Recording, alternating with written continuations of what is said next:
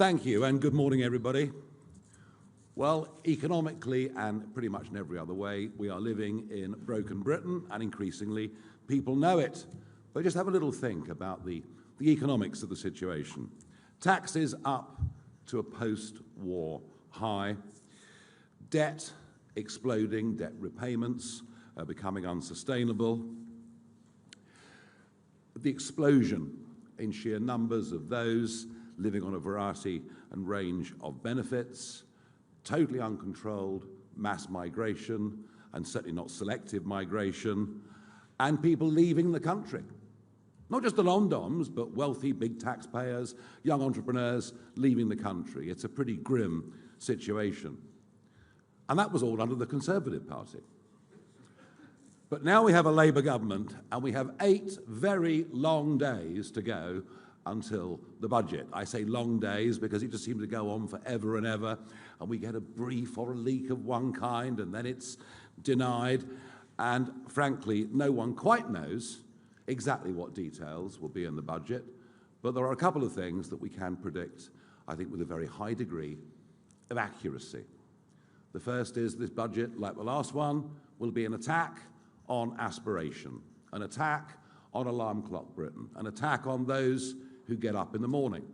This budget will do nothing for the 5.6 million very brave men and women who act as sole traders or run their own businesses, without which the British economy, frankly, would grind to a halt.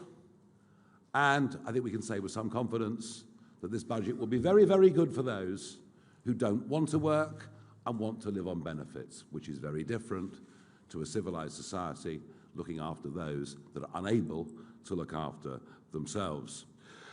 And it'll be an attack on jobs. I have to say, I thought the budget last year, you can increase the minimum wage for young people, but if at the same time you bring down to £5,000 the level at which an employer starts to pay national insurance, is it any wonder that there are 50,000 fewer under 18s in employment today than there were this time last year, which culturally I think is an absolute disaster.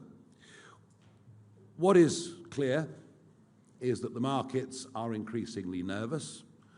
I know that Andy Burnham thinks that doesn't matter, but actually the bond markets in the end are enormously powerful, as Liz Truss's government found to their cost. And amidst all of this, we have a Chancellor who is absolutely hopelessly out of her depth to a level that, frankly, it's embarrassing.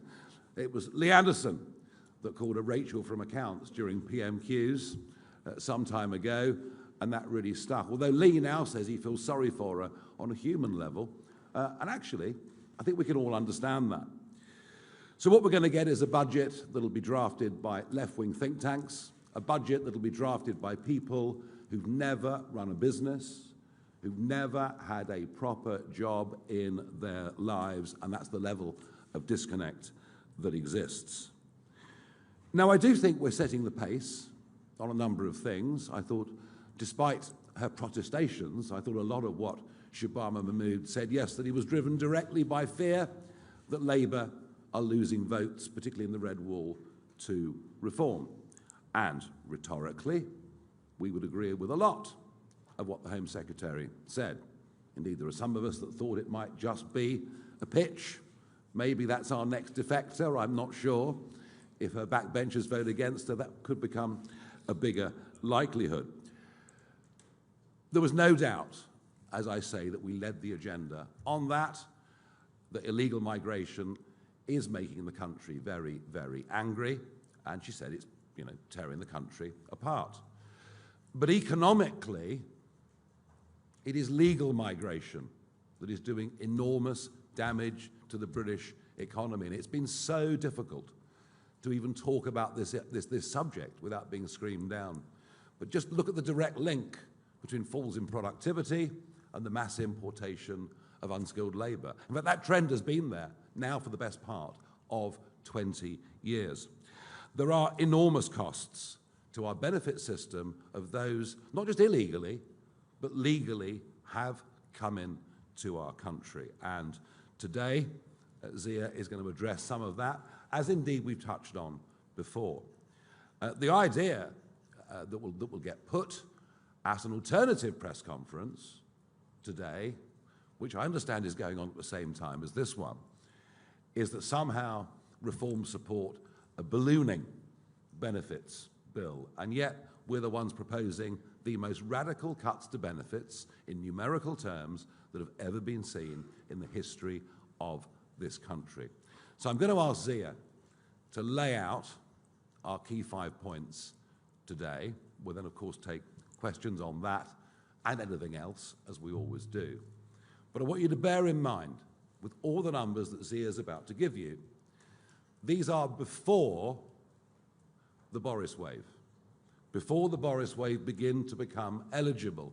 And for everything the Home Secretary has said about extending a number of years, you have to be in Britain to qualify, whether it's for ILR, whether it's for benefits, I don't see any changes happening to the Boris wave, and those numbers will start to hit by the end of this year, predicted by some think tanks to perhaps be one of the single biggest economic mistakes this country has ever made in its history. I'll now hand over for some of the details, although you might have heard them already on broadcast media this morning.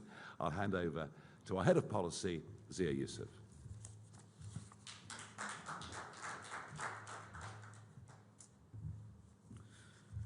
Good morning, everyone. Thank you for coming and for watching, if you're watching this on a live stream. So, tough decisions need to be made is the refrain of the political class for years, decades now. British citizens constantly being told that they need to tighten their belts and they've got to accept paying ever more tax for ever worse public services. While that's been happening, as we're about to lay out, there has been the most extraordinary ballooning of British taxpayer expense being funneled to foreign nationals, including on our own shores, that you could possibly believe.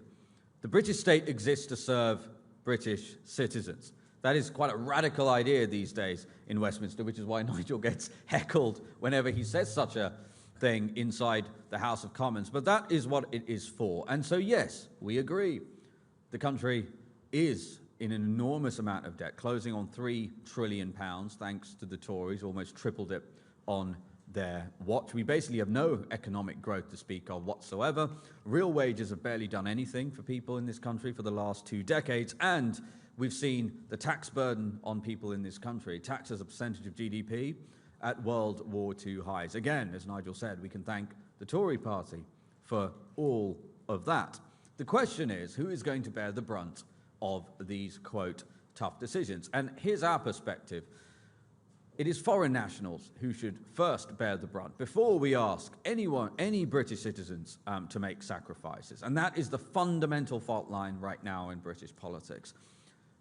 We are working incredibly hard to make Nigel Farage our next Prime Minister. And the reason for that is he will make every decision as Prime Minister, as will his cabinet and his MPs, through the lens of what is in the interests of British people. So we have put together a suite of proposals that Rachel Reeves could enact immediately in the budget she's about to announce that would amount to saving and raising £25 billion, more than enough to plug the black hole that she has created through her mad policies and negate the need for tax rises. And in most of the proposals we're announcing, the vast majority of them, it is foreign nationals who are being asked to deal with the difficult decisions and not British citizens. So let's run through them. The first one is welfare. Now, we've already announced that our belief is UK welfare should be for UK citizens. I think that's an entirely reasonable position. And yet the fastest growing line item in any welfare bill you look at where we actually have data is indeed foreign nationals. And data is a key point. One of the reasons why the establishment is so worried about Nigel becoming Prime Minister is because we will no longer hide the data on all of the line items of the welfare budget and usage of the NHS by foreign nationals. The government, the Tory government and Labour now continue to hide most of the line items in terms of how much demand there is on those services and welfare programs from foreign nationals. The exception is universal credit. And yeah, universal credit has been ballooning in terms of foreign nationals utilising it. So we are saying we will no longer, the British state should no longer pay universal credit payments to foreign nationals. The bill for that will be, in terms of how much that would foreign nationals are taking from universal credit is £8 billion this year. We have assumed a 3-month notice period to be reasonable, and therefore if Rachel Reeves were to enact that policy, that would be £6 billion of savings this year. The next one is foreign aid. It is unconscionable that British citizens and taxpayers should be asked to fund foreign aid programs when, for example, 15-year-olds in Wales have a lower educational attainment than 15-year-olds in Turkey. And by the way, that number for Welsh 15-year-olds is below the OECD average. But I say Turkey for a reason, because the British taxpayer has been forced, because of the inept political leadership in this country, to send hundreds of millions of pounds in aid to Turkey, a country whose 15-year-olds do better than Welsh 15-year-olds. Charity begins at home, and that's before we even start talking about the fact that, for example, while Labour was resisting calls for a statutory national inquiry into the grooming gangs, they were wiring £19 million to Pakistan for child exploitation prevention programs. That is going to make British people's blood boil. It is unacceptable for us to continue to be funding foreign aid at this level while the country is in the state that it is currently in. Of course, we would aspire in the long run to do foreign aid. Why wouldn't we? But charity begins at home, and it is unacceptable to ask hard-working British people to pay ever more tax to fund these programs. So we are proposing a hard cap of £1 billion on foreign aid. That would still allow us to ring-fence our commitments to Ukraine, and it would allow us to keep our seats at multilaterals like the UN and the IMF. That would still save £10 billion a year. The next thing we can talk about is the immigration health surcharge. Now, this is actually quite extraordinary because the government's own impact assessment, when it was recently increased to £1,000 roughly a year, stated very clearly that that £1,000 merely represented 38% of the actual per capita, i.e. per person, per year cost of using the NHS. That's literally in the document. That's not speculation. It's in the impact assessment. And yet the Tory government signed off on an effective 62% discount for foreign nationals to be able to use our NHS. And I'll give you just one example. And this is a very long document. It's online. You can go and read it. It's abundantly clear the government has actually got no idea how much the true cost of foreign nationals using our NHS actually is. But I'll give you just one data point to demonstrate why any sort of discount is totally morally reprehensible and economically illiterate. Let's look at maternity rates. The birth rate for foreign nationals relative to British citizens is about 30% higher. Each birth costs the NHS £5,500. That is one reason why, by the way, maternity wards, just like GP surgeries and many other parts of the NHS, are totally backed up. I want to give you another data point on the NHS, because we've already started doing quite a lot of work on what's gone wrong. And the fact of the matter is this: the population explosion has brought the NHS to its knees. Since 2010, the population in this country has grown by about 10%, roughly. And almost all of that, north of 90% of that, is through immigration. And what's happened to real, i.e. adjusted for inflation, NHS spending? It's almost doubled. It's almost doubled to deal with a 10% increase in the population. And insanely, and again, we can thank the Tory government for this, the country has fewer NHS beds since 2010. So it is clear that the marginal cost to serve in pretty much every vector in the NHS scales in really non-linear fashion, in exponential fashion, once capacity constraints are exceeded. And that is exactly where we are. Unless we get this population explosion under control, and Nigel has talked about this for decades, the NHS will not be able to recover. And that is really important. We can make a start. We can make a start by no longer offering foreign nationals a 62% discount on being able to use our NHS. We can then talk about foreign prisoners. So we've known for some time now that north of 10,000 foreign nationals languish in our prisons. And remarkably, countries like Pakistan, to whom this country sends hundreds of millions of pounds in aid every year, our inept politicians, for whatever reason, are unable to even get Pakistan to take back their convicted criminals who are sitting in our jails. And we're still sending them hundreds of millions of pounds in foreign aid and issuing them visas in all sorts of different ways. And then so that would save £500 million adjusted for deportation costs. That's based on onward data that was published this week. And then you have the PIP announcements, the PIP reforms that Lee Anderson and I announced recently. Now, by the way, most of these numbers, Nigel mentioned ILR, the numbers I'm giving you, the $6 billion in the form of savings this year if we were to halt welfare universal credit payments alone to foreign nationals, the $10 billion saving in foreign aid, the $5 billion, by the way, that the immigration surcharge increase would raise this year. All of these numbers compound at dramatic rates over the coming years. Those numbers I've given you are just for this fiscal year because we're talking about plugging the black hole and negating the need for tax rises. But to give you an idea on this, in that press conference we said by 2029 the PIP reforms that Lee and I proposed would save £9 billion per year in 2029, namely no longer paying for non-serious anxiety, but actually putting those people on back-to-work programs, which all of the academic research in Europe shows that is the best possible thing you could actually do for the recipients of that welfare too, many of whom are very young and being tossed on the scrap heap. But this year, that would still save $3.5 billion. So you top all of those numbers up, you get to above £25 billion. And these are savings that Rachel Reeves could choose to make in her budget that is coming up.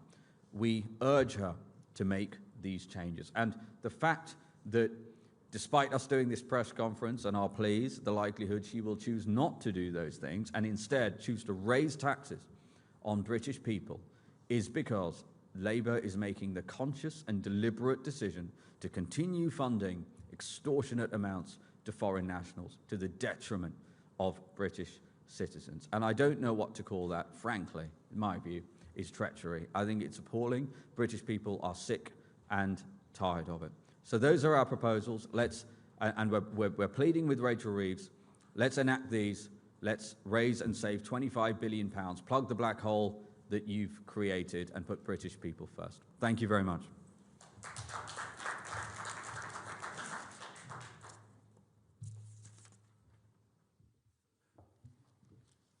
Zia, thank you. And that is the central message of today's press conference, that putting up taxes in this budget is a choice. It's a choice the Chancellor is going to choose to make in whatever form, in the end, they manifest themselves. What we do know is that an increasing tax burden is demotivating, is sending more and more people abroad. And I really worry, particularly about the number of sort of 30-something entrepreneurs, people like him, who are leaving the country because they just really fear and worry about the direction that we're going in. And once again, I want to reiterate, we as a party are proposing massive cuts in spending, and particularly massive cuts in welfare spending. And we're the first people really to have the courage in modern times to lay any of this out. Now, as ever, we will take our questions, beginning with our favourite broadcaster, the BBC, and Alex Forsyth. Thank you very much. You are talking again today about some pretty big numbers, 25 billion. Can I just press you on the workability of some of what you've announced? You said you would stop foreign nationals claiming universal credit, including those with EU settled status. That's protected by the withdrawal agreement. What gives you any sense that the EU would renegotiate that agreement? And if you say you'd act unilaterally, have you done any analysis of the potential costs when it comes to possible retaliation by the EU, including on trade?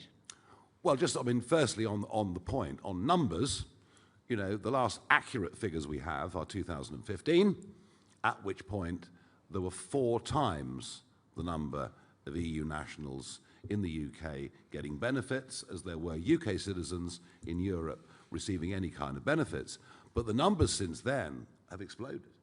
Yep, and so since then, the number of EU nationals in the UK claiming welfare has increased sevenfold. So the facts on the ground have changed. And therefore, look, we have a choice here. Either you have a government, which we've had now for years, that throws their hands up in the air and say numbers like, for example, foreign nationals claiming universal credit, that was 950,000 about 3.5 years ago. 3.5 years ago. That number is now 1.3 million. That's 350,000 more foreign nationals claiming universal credit in this country. That's happened in 3.5 years.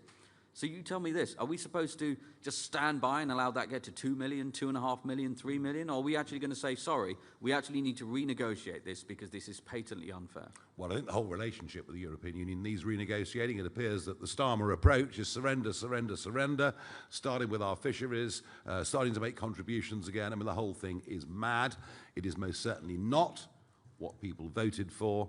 And they were very, very clear. You know, Labour in the general election were very, very clear there'd be no back-turns at all on our relationship with the EU, and there've been several already. But look, you know, the relationship clearly on this, and given the explosion of numbers, the relationship is hopelessly out of kilter. We'd like to negotiate something with the EU to show we're good neighbours on a reciprocal and fair basis. Jack Carson, next up from GB News.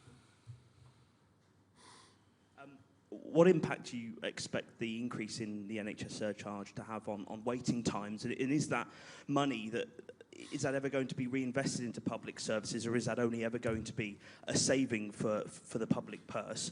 And just on the Home Secretary's announcements yesterday, do you think that they will stop the boats? Look, I thought that what the Home Secretary said yesterday in rhetorical terms was extremely encouraging. Extremely encouraging. It's just that in realistic terms, I'm not quite sure that it will survive her own backbenches and a vote in Parliament, and I can't see that any of it actually works. I mean, you can tell the judges, please interpret the ECHR and the Human Rights Act differently, but in practice, you can't actually make them do that, given the current group that we've got. So, frankly, I don't actually think that most of what she said will make any difference at all. And as for the gimmick, you know, we're going to take away people's watches and earrings, and I mean, this is just never going to happen.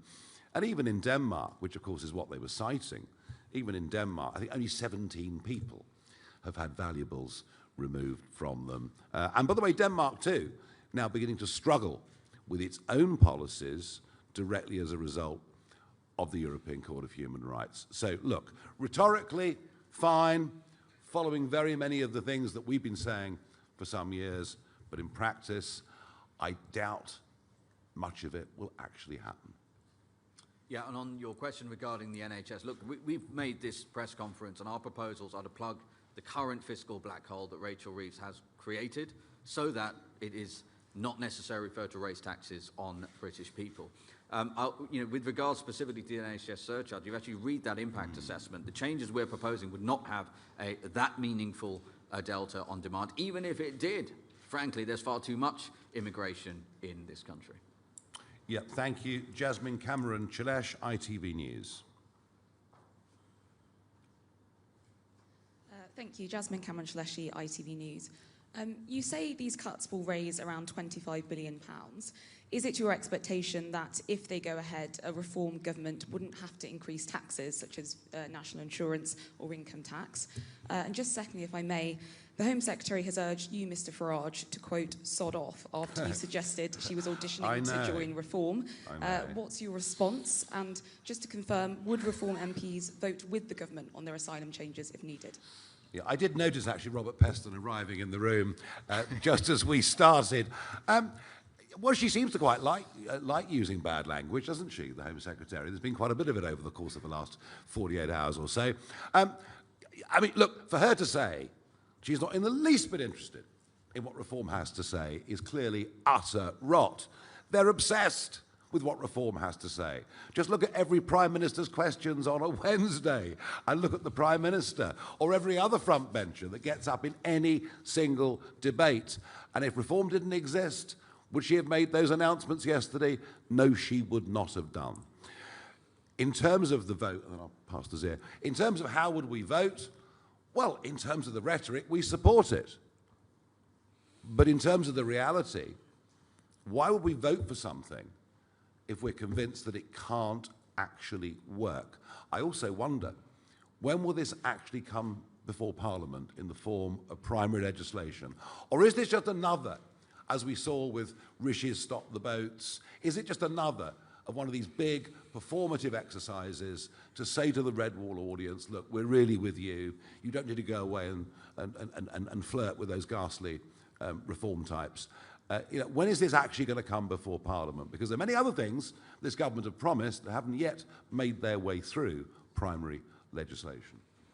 Yeah, and listen, I would just comment, my personal perspective on this is that it was Keir Starmer who accused Nigel of being racist, if you remember. And I put it, and I take great exception to that, actually. I do take great exception to that. And I do also, one of the points about that particular policy is my view is clearly entirely performative. Because I don't know who they think is coming across by small boat. It's not 50 Cent and Lil Wayne. And so therefore, taking their gold chains away is not going to raise anything like enough money to make any dent on the asylum budget. But look, the savings that we have outlined here, as I said, we've put them together carefully because they are things that Rachel Reeves can actually enact. Case in point being, for example, we have put in a 3-month notice period on the ending of universal credit payments. These are things, these are not fantasy, these are real things Rachel Reeves could choose to do. And as Nigel said, these are choices Labour is making. Yes, and it's before.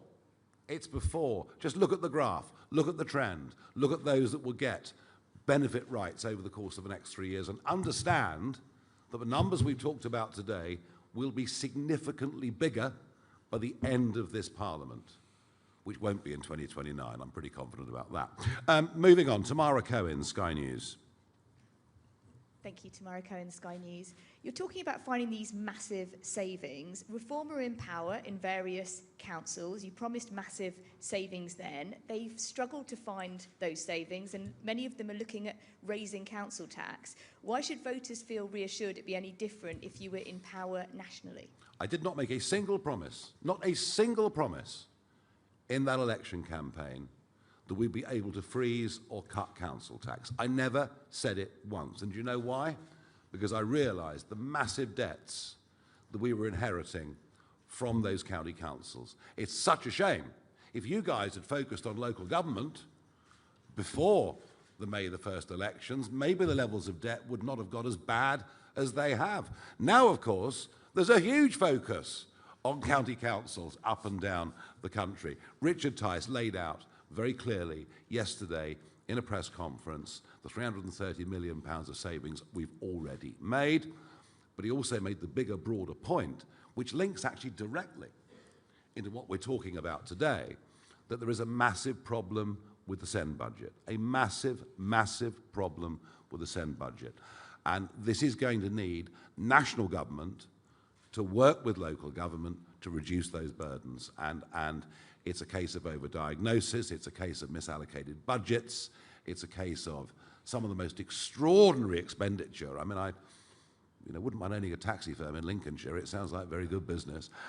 So there are a lot of the impact on those local councils does come from national government policy. Are we determined to make changes? Yes. Will we cut debt? Yes.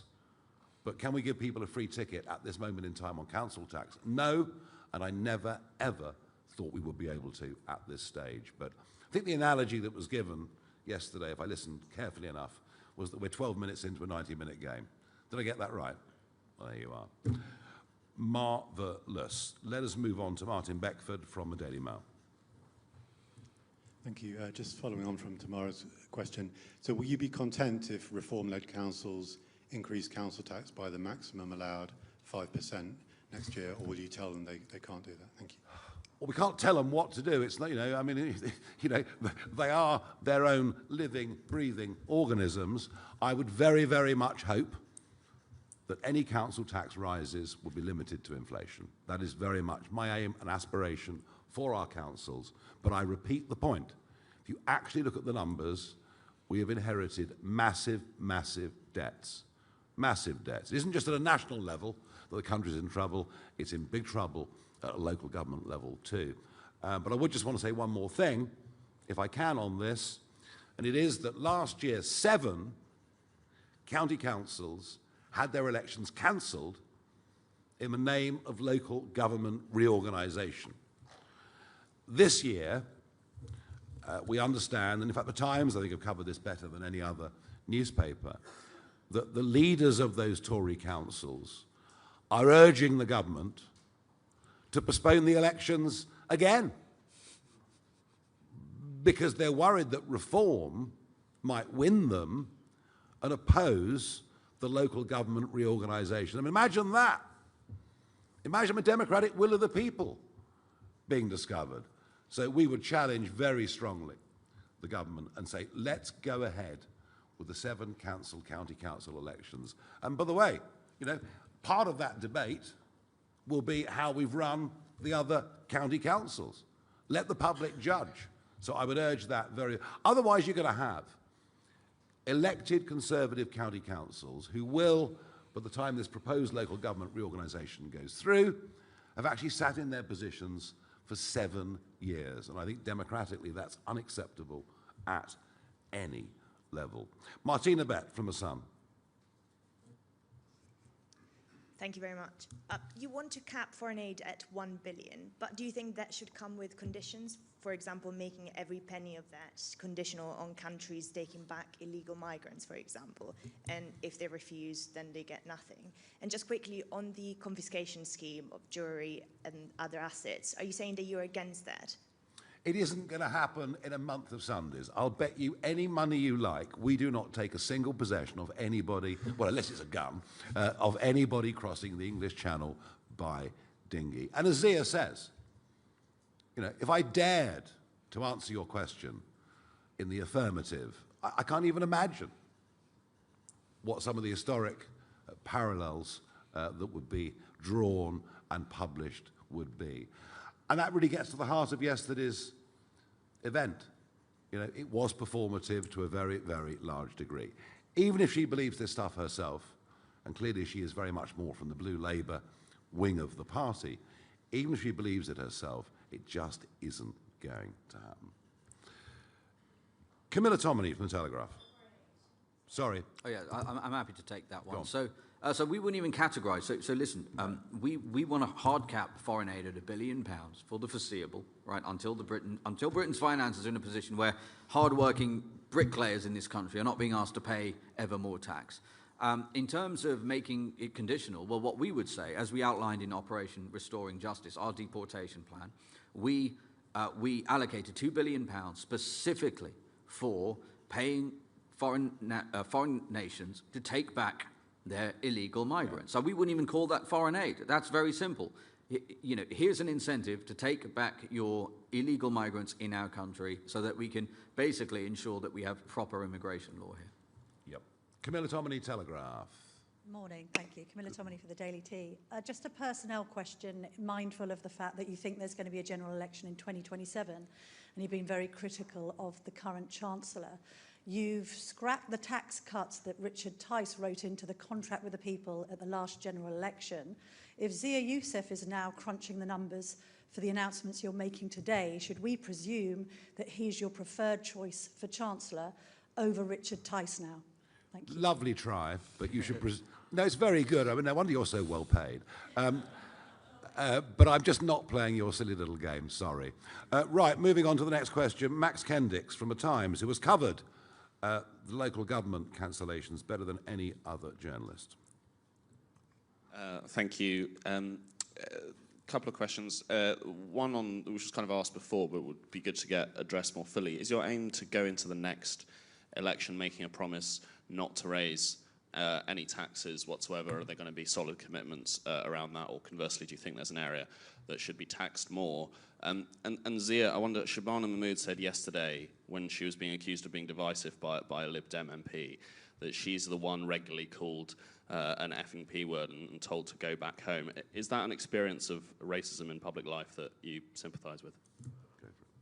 Yeah, well, look, I've answered this a few times this morning on the morning round. So number one, I deeply sympathise with her for being in receipt of such appalling racism. That must be deeply unpleasant. And look, obviously different politicians have different reasons and motivations for saying and believing different things. I do somewhat take exception to this conflation with, or this association with, concern about immigration, legal and illegal, and racism. I do take exception to that because for, I think, decades now, Nigel's been campaigning on this issue for decades, people in this country have voted time and time and time and time again for less immigration. Not because they're racist, not because they're running around shouting the F word or using the P word at people, but because they believe Britain should have borders, they believe in sovereignty, they believe in the rule of law, and they believe that if you pay taxes in this country, you should assume to actually get public services that make sense for you. So it's a subtle thing, and again, I have deep sympathy, of course, for anyone who receives that kind of racist abuse. Lord knows I've received abuse too, just like every frontline politician. But this notion that one should conflate concern about immigration, which, as she did in the chamber yesterday, with such appalling racism, I do have something of an issue with that. Yeah, Melanie Phillips in your newspaper today makes some very similar points, actually, in a very powerful article. Look, we're a party that believes we need tax cuts, that the tax burden is too high, it's a disincentive. And by the way, I want lots of people moving back to Britain. I want people moving back to Britain who are going to pay lots and lots and lots of tax. Because if you drive away the wealthiest, you drive away the highest taxpayers, which means a potentially higher tax burden for everything else. But I think what we've shown you, or I believe what we've tried to show you over the course of the last few weeks, is that we fully understand that we can't even talk about tax cuts until we get our spiralling debt problem in this country under control. Equally, there needs to be a big change of culture as well when it comes to work, productivity, success, and maybe we should be championing entrepreneurs that do well and make money rather than portraying them as being evil for having done well. So there are some big cultural shifts that are needed as well. No, we want tax cuts. The tax burden is too high. We're committed to doing that, but first, we're showing you that we can make the cuts and do the things that will give us the room. Can I just say one other thing on that? And it alludes to an earlier question as well, which is that I do think there's something of an underappreciation in the media about the changing financial situation since the last general election. And the country's finances have deteriorated meaningfully, even from the shambolic and deteriorated state they were in as a result of 14 years of Tory government. And if you were to look, and we can have this conversation again the day after the budget, but my assessment is, any reasonable assessment, assuming that Rachel Reeves does not do the things we're proposing here today, sadly, is that after the budget, just to unwind the incremental new taxes that Rachel Reeves has imposed on the British people, the mad inheritance tax changes, including on farmers, a 2% increase in national insurance contributions for employers, the sugar tax, all of these things she's talking about, will be north of £60 billion. And Lord knows we would love an early general election, but by the time we get to the next general election, in all likelihood, my view is that we're going to be at north of £100 billion just to unwind the appalling tax rises that Rachel Reeves would have implemented. So we've got to be straight up with the British people about that. Absolutely. Jonathan Walker from The Express. Thank you, Nigel. I think it was Zia this morning highlighted a web page that you've set up for people who are interested in defecting to reform. I don't suppose Shabana's really going to fill it in, but are you able to tell us anything about how many people have applied, and how do you decide who to accept and who to not accept? In terms of defectors, I mean, the rule's very, very simple. We want people to come to us who we think will add to us, help us as a party, help us as a movement, as opposed to simply using us as a tool to revive their political careers. That's the criteria, plain and simple. Sophie Wingate from PA. Thank you, Sophie Wingate from PA. On renegotiating with the EU on benefits for EU citizens, can you guarantee that it wouldn't lead to retaliatory measures and higher prices for British consumers? And have you had any exploratory talks with EU officials to see how open they might be? No, I'm not terribly popular in Brussels most of the time, it has to be said. I think they're quite pleased to see the back of me in many ways, although the European Parliament's very, very dull now that the Brexit Party aren't there. It's a negotiation. You know, it's a negotiation, and you go into a negotiation with a very clear idea of what your objectives are and what your interests are. And your interests ought to be the national interest, and the whole disaster of the EU renegotiation from the very, very early days was it was viewed by Theresa May and others as a damage limitation exercise as opposed to a rejuvenating opportunity. And so we finished up with a very bad deal that currently the Prime Minister is trying to make considerably worse.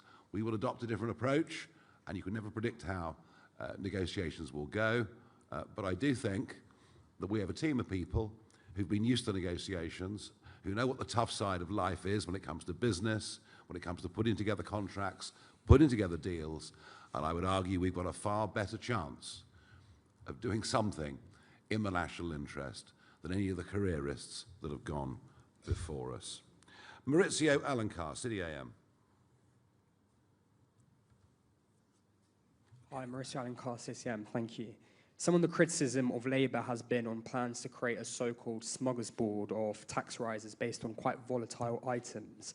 But then this package is also talking about some volatile items such as net migration. So, you know, is this savings package and slight surcharge fees package also not based on very sort of unpredictable forecasts? Thanks.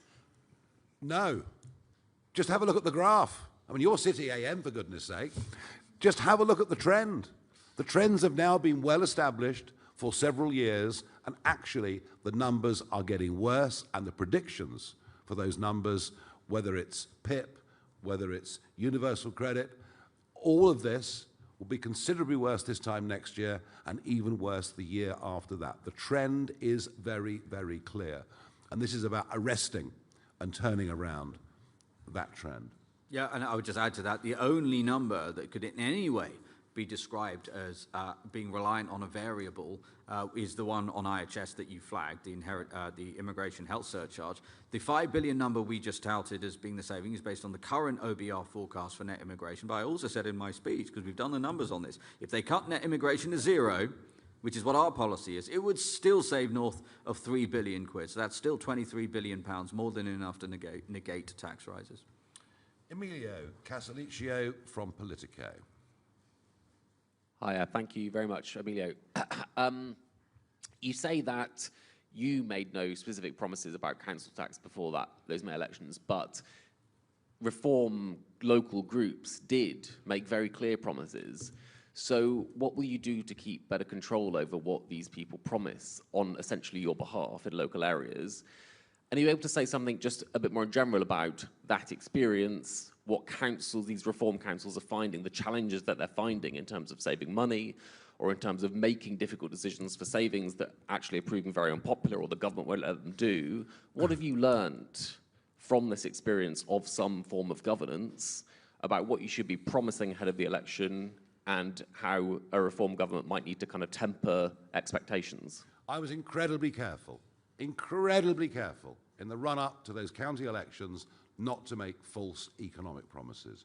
And I promise you, you will not find a leaflet officially sanctioned by the party. You will not find a clip or an excerpt of anything I said on the street or on camera or to you or wherever it may be where I made any false claims about tax and council tax.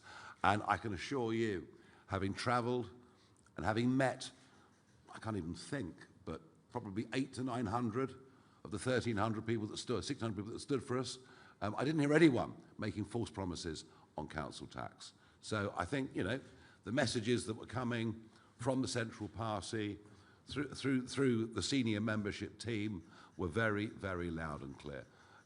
Lessons, yeah, I mean, I think, you know, getting anything to change in this country is difficult.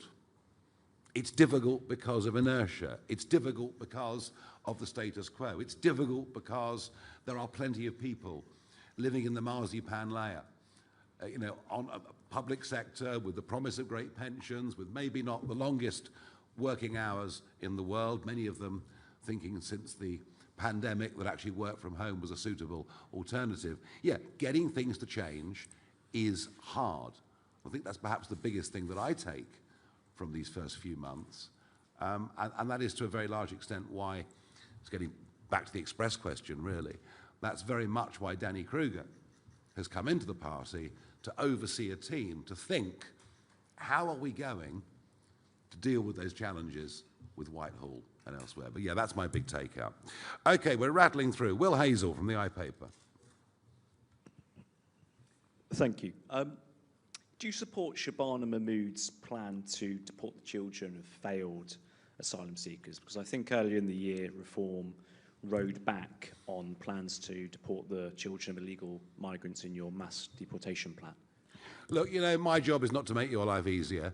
And so I'm going to say this. The absolute priority with deporting those who've come illegal are young, undocumented males of fighting age, many of whom will do great harm in this country to women, to girls, join crime gangs, and that is the absolute priority, and that remains my answer. Lucy White from Bloomberg. Thank you. I wanted to ask about steel. At the moment, the EU has proposed much higher tariffs on steel that we are trying to negotiate our way out of. If you were to torpedo relations with the EU by, for example, withdrawing from the ECHR or by treating their citizens here differently to the way we treat our own, how do you expect that to impact on these industries that are so reliant on our relations to the EU? Because the steel industry has said the tariffs at the current level that the EU is proposing would be incredibly damaging. No, and I understand that, but that's all part of a negotiation, isn't it? That's all part of a negotiation. And, you know, when you're negotiating against someone that sees weakness, they will keep hammering you. You know, that is the world that we live in. And we've shown weakness since 2016. Time after time after time. And frankly, under Keir Starmer's leadership, it is craven weakness that we're seeing on fishing and everything else. So yes, these are issues, as are trade issues around the whole of the rest of the world. But this is about a complete reset of our relationship, and one that is much more in our national interest. And, you know, steel is a very difficult subject anyway. I honestly don't believe that if Richard Tice and I had not gone up to Scunthorpe on that day, I honestly don't believe this country would be producing any primary steel at all. And that moves on to a whole bigger debate on energy and the sheer catastrophe that net zero, that the attempt to become the Saudi Arabia of wind, and onto this government is for not just our traditional manufacturing industries, but forget data centers, forget AI, forget crypto, forget the entire 21st century economy. If we continue with our current energy policy, we simply won't be competitive and won't be able to do it. And energy will be, you know, very much, I think, a centerpiece of what we fight the next general election on. George Eaton, New Statesman.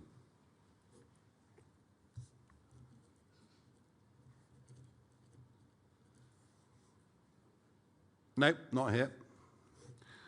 Adam Cherry, Guido Fawkes. Thank you. The Chancellor next week is set to announce a milkshake tax. What is Reform's position? My favourite subject. Right. What is Reform's position on sin taxes? You mentioned the sugar tax earlier. Would you abolish it? And under a Reform government, if I go into a restaurant, would I be able to buy a Coca-Cola and get it refilled unlimited times? Oh, I've seen that. I mean, you know, it's as if we're all to be protected from ourselves and kept at home, wrapped up in cotton wool. Just take tobacco. Just take tobacco. The Australians have gone bonkers. A packet of cigarettes in Australia costs about 35 quid, maybe nearly 40 quid. So if you're living in Melbourne and you're in a criminal gang, forget cocaine. Forget, there's no money in cocaine. The money's in fags. And as a result of this, there have been 40 premises firebombed over the course of the last 2.5 years as the tobacco gangs fight against each other and burn out shops that are selling under-the-counter cigarettes. And you can go back to Adam Smith, if you like, who talked about brandy taxes. And if brandy tax is too high, guess what happens? You get smuggling. And I think when I take that down to sugar, well, clearly, there is not going to be a black market in milkshakes. I would fully understand that. But they're hot when they're chucked in your face. They're really vile, I must tell you. I just think we're not doing enough through education and just banning things and taxing things and saying in that particularly famous chain that you can't fill up for a second time. I mean, it's just overreach simply on the most astonishing level. Archie Earle from Unheard. Wondering if you could tell us anything about if Reform has any plans to implement a Trump-style visa ban on any countries, especially in light of Shabana Mahmood's announcements.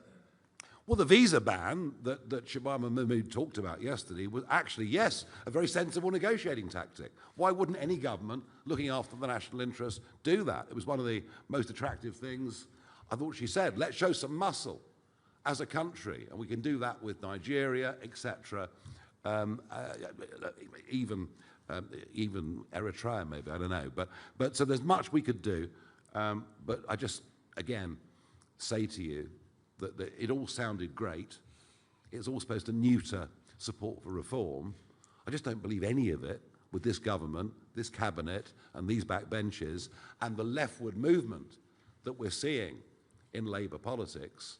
You know, the drag that is coming now from the Greens, it won't be Jeremy Corbyn because he can't run a bath, but there is that gradual drift to the left. I just don't believe it'll ever happen. Right, 2 or 3 more. Anna Gross from the Financial Times.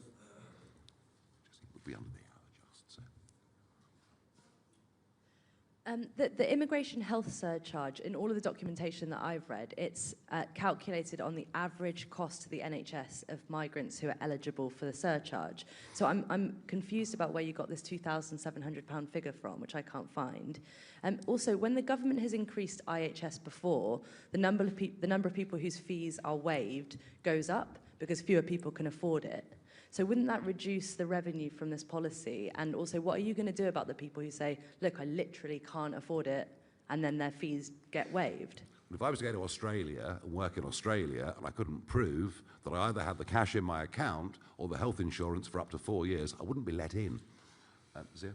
Yeah, no, it's spot on, right? So the first point to make is that there's a very substantial document, which is the government's own. It's a Home Office impact assessment. All the numbers are in there, and it literally states very explicitly that the per capita, per year cost of the NHS is north of £2,700. And the last Tory government set the surcharge at 38% of that. And you can read the document. It's a very, very long document, but it's abundantly clear that the Home Office and the government actually has no idea what the actual cost is. And the reason why I laid out, for example, yeah, it's all in there and in the document that we'll publish. But the reality is, if you just looked at maternity rates, for example, contact with the NHS and per capita costs in the NHS, in reality, yes, you have an average, yes, you have a median, but it's massively driven by significant events, one of which, for example, is a birth. And the migrant, the foreign national birth rate is 30% higher than it is for British nationals. And each one of those births costs £5,500. There's absolutely no justification for keeping the number of that. Now, there are also, as you say, a number of exemptions inside the IHS. One of which would be for ILR. Now, obviously, our plan is to abolish ILR altogether, but if Rachel Reeves doesn't want to do that, she could just remove that exemption. Obviously, asylum seekers, all of these other sorts of people don't have to currently pay. Nor, by the way, I want to be crystal clear, NHS workers are currently exempt. We would retain that exemption. So we're saying even in a net zero immigration scenario, it would raise £3 billion. Based on current OBR forecasts for immigration this year, it would be £5 billion. David Burke from The Mirror. Hiya, thank you very much. In a hypothetical situation where a company were to go bust, it's a big local employer in an area, under your proposals, the British citizens on the workforce would have the safety net of support, but their colleagues, neighbours from the EU or from overseas in some way wouldn't. They'd also have their own living costs, their own families, etc. Do you think that's fair, and do you think the wider public think that's fair? I just think the model that we've been pursuing for basically quarter of a century of importing as much cheap foreign labour as we possibly can has been a benefit to some employers, especially big employers, but the net effect on the British economy, it's been catastrophic on productivity, and it has, as the years have gone by, just brought upon us a massive range of social costs through dependence, etc. We cannot continue with this current model. I understand that for some people there'll be short-term concerns. Of course there will be. But what we're saying is we have to turn this around. And frankly, you know, to have so many millions of people of working age not working is the thing that is going to have to be addressed. Thank you. Peter Walker from The Guardian. I'm hidden here, so I'm going to stand up. If I can return to the very, very first question of this quite long press conference, which you didn't completely answer from the BBC, has the party modelled at all what the economic consequences of your actions on EU nationals, what would be the case if the EU hit back, for example, on trade, or are you convinced that they won't? And if I may, I asked Richard this yesterday. He basically said he didn't particularly have any concerns about the views of your new head of the student organisation, who has argued quite vehemently on X that people from minority ethnic backgrounds are not necessarily British, even if they're UK born and bred. Do you share Matthew Goodwin's views? And given the fact he's in the party, does this indicate that your proud record you've talked about a lot of keeping far-right elements out of your parties, is that era now gone? No, and we will always keep far-right elements out of our party. I've always done that. You've known me for goodness knows how many years. I've always made sure we've never had BNP types, etc. in. I think what Goodwin said, it was nuanced. And if you look at the nuance, it perhaps doesn't look as ugly as you try to make out, is the point that I would make. But of course, as soon as you set up a youth wing, you're going to have problems with everybody. And we knew that before we did it.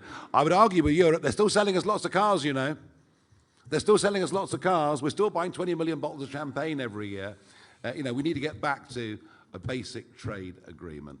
And look, you know, have we costed? There are all sorts of good and bad scenarios that can happen every single day of the week. I am confident we can come to a much better deal with the European Union. I was going to ask one last question. Robert Peston, do you have a question as you were late in the room? Fine, very good. Yes, one more. Sorry, I apologise. Not on my list, I apologise. No, I'm later. Thank you. You've painted a very gloomy picture of the public finances in this press conference, but would it be fair to say that the solutions you're offering, in contrast to your avowedly radical solutions on immigration, are perhaps cautious? 25 billion savings is just about half what the Tories suggest they could find, 47 billion. Even your PIP changes are less than what Labour thought they could find when they first thought they could manage this. So is that the message you want to give to the electorate? We're radical on immigration, but there will be incremental change on the public finances. What we've given you today is just one snapshot of one area. We might remind you of what we said about the Boris wave and indefinite leave to remain, and what the cost of those individuals are likely to be over the course of the coming decades. 200? Yeah, I mean, it's hundreds of billions if you actually were to look at the Boris wave and that over impact. Decades. Over decades, indeed. And look, we're going to have a lot more to announce in this regard. I will say it's quite funny, though, with the media. You know, 1 minute we're putting big numbers out there and we're accused of fantasy economics, and then we put smaller numbers out there and we're that's a bit cautious. So look, here's the point. Here's the point. As Nigel said, this is a very specific set of proposals for Rachel Reeves that she could enact immediately. And by the way, that 25 billion, that compounds, as is in the document that we will share with you, that compounds significantly and multiplies over the coming years. Thank you, everybody. Cool. How many questions we do? 20 something? No idea. Lots. Yeah. A lot.